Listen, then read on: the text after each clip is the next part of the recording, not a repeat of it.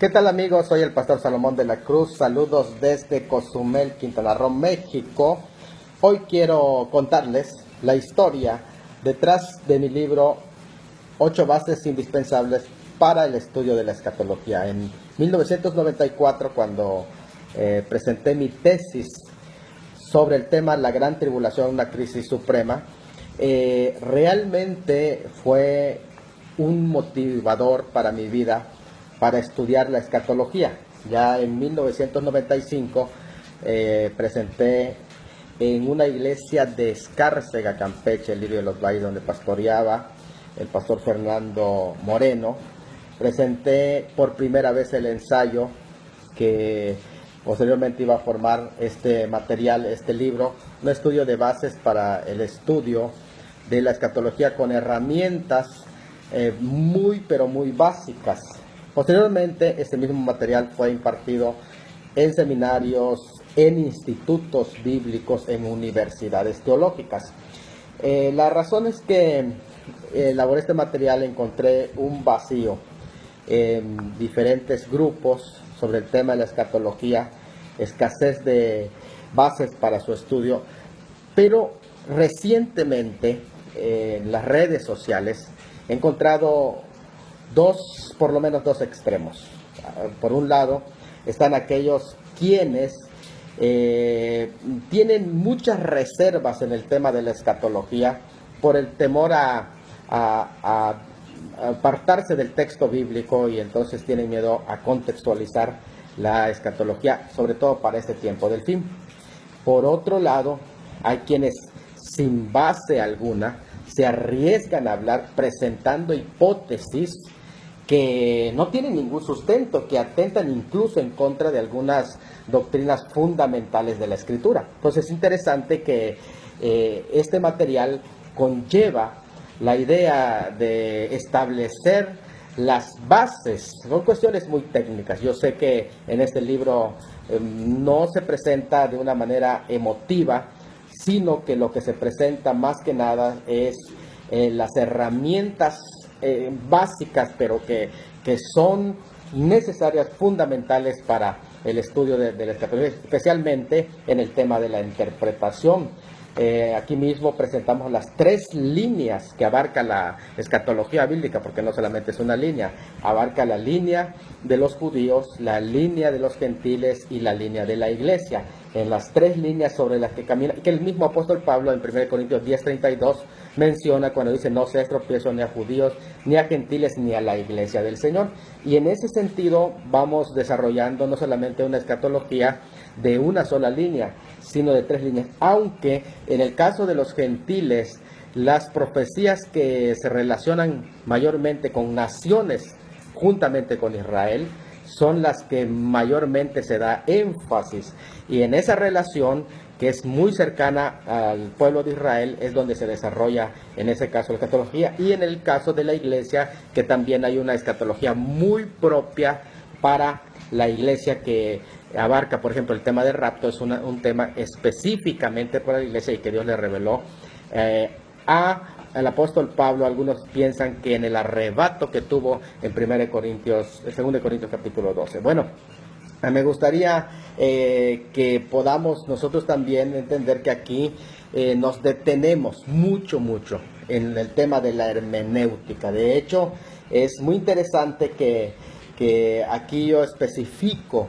la interpretación específicamente de la escatología, especial para su propia interpretación. Es decir, que no solamente presentamos las bases generales de la hermenéutica, sino en especial cómo se interpretan la literatura apocalíptica, la literatura de tipo escatológico. Entonces es interesante, y esas son herramientas que ayudan al estudiante bíblico a perder el miedo al estudio de la escatología.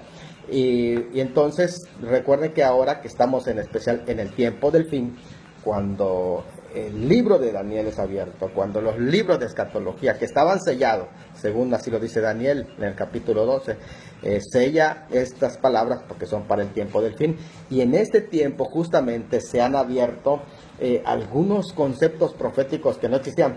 Por ejemplo, el concepto del Salmo 83, que amplía Bill Salus en 2008, aunque de alguna manera habían sido presentados por algunos escatólogos como el doctor Arnold Fuchsenbrough, David Dolan o Jack Kelly, pero en 2008 realmente se presenta el tema del Salmo 83 como una de las guerras mesiánicas o del fin de, sí, porque gira alrededor de Israel, y que es distinta al tema de Gog y Magog, pero que recientemente se empezaron a hacer descubrimientos de ciertas doctrinas interesantes porque estaban específicamente para el tiempo del fin.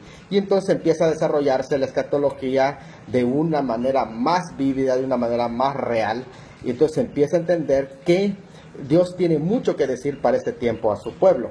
Es interesante por el tema de las hipótesis que en las redes sociales se han manejado.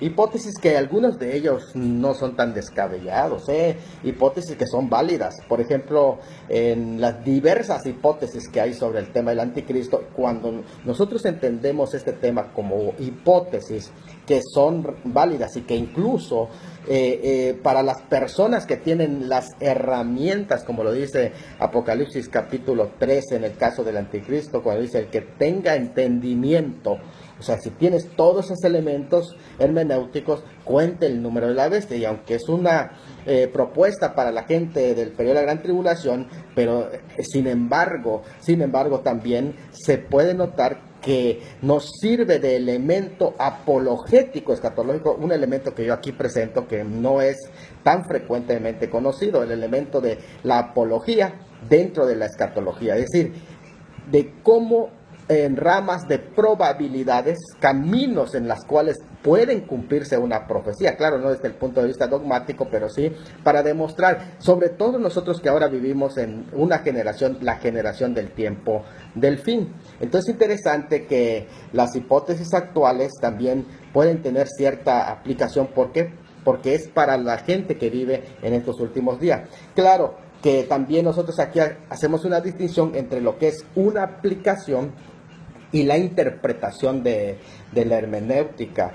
Por ejemplo, Mateo 24. Mateo 24, su hermenéutica, su interpretación, es que es aplicado para el periodo de la gran tribulación y se puede comparar con Apocalipsis 6. Pero puede darse aplicaciones y generalmente entre los hermanos se escuchan, se predica como aplicaciones devocionales, ¿sí? Es decir, ¿qué significa para mí en este tiempo? Entonces es interesante, pero la interpretación es única, pero las aplicaciones pueden haber distintos. Entonces es interesante que no confundamos entre interpretación y aplicación. Y eso nos amplía mucho el panorama. Como por ejemplo, en algunos aspectos, algunas personas interpretan Apocalipsis 18 de la ramera, no del capítulo 17, sino la del capítulo 18, porque el capítulo 18 habla de una Babilonia política y el capítulo 17 de una Babilonia religiosa. Pero en el caso de la Babilonia política, algunos pueden tomar aplicaciones a sus mismos pueblos, a sus mismas ciudades, aplicaciones, más la interpretación es para una Babilonia escatológica, y en ese sentido, cuando habla de la Babilonia política, ¿verdad? El capítulo 18 de Apocalipsis. Incluso nosotros hacemos distinciones entre el cumplimiento que se da de alguna manera, el cumplimiento parcial y el cumplimiento total. Lo que hacemos es entender que Dios tenía una palabra para los contemporáneos que escucharon ese mensaje, pero que también hay una palabra para el pueblo que viva en los últimos días, es decir, para la gente que vive en el tiempo del fin, en este caso nosotros. Yo estoy convencido, de acuerdo a las señales que se mencionan en Lucas, de que estamos ya en los últimos tiempos y que realmente lo que vivimos, presenciamos, no solamente son acontecimientos, son señales, y las señales hablan de presencia del mismo Mesías que está a punto de aparecer. Y hacemos la distinción en ese sentido de las distintas posibilidades que tiene el cumplimiento de un texto, y eso nos ayuda a entender. La ley de doble referencia es muy interesante porque nos amplía. Por ejemplo, en el texto de Isaías capítulo 17, que por cierto está relacionado también con el Salmo 83, realmente habla de un acontecimiento histórico que pasó de Damasco, pero que es un acontecimiento de doble referencia, al igual que el capítulo 18, cuando habla del pueblo que está tras los ríos de Etiopía, un pueblo que, bueno, pues aquí es muy probable, como así lo dicen los comentaristas, que haya sucedido, porque no hay una certeza total en ese capítulo 18, pero lo que sí es importante saber es que sí tiene una doble referencia para el tiempo del fin. Incluso pues, hay textos que hasta tienen triple referencia, como la profecía de Joel, el cual cuando el profeta está dando, inmediatamente cae una plaga en Israel, pero luego iba a venir otra invasión de los asirios, y posteriormente también Joel está hablando de una invasión en el tiempo del fin. Entonces encontramos una profecía de triple referencia, es interesante. Bueno, en esta nueva edición que nosotros tenemos ya en PDF y pronto también impreso, la nueva edición que de este mes, de este material, realmente nosotros presentamos 4 prólogos y hablamos de la teología o la escatología del historicismo. Voy detallando ese tema del historicismo porque es un tema que está avanzando en temas, en pasos agigantados. También menciono la infiltración jesuita en todos estos temas.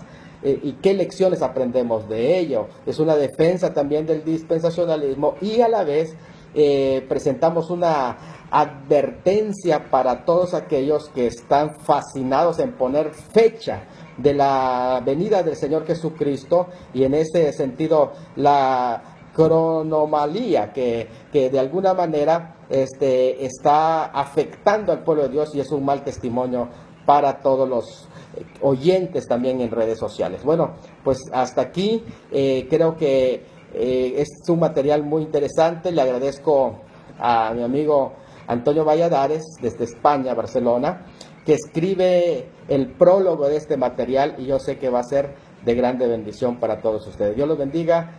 El pastor Salomón de la Cruz desde Cozumel.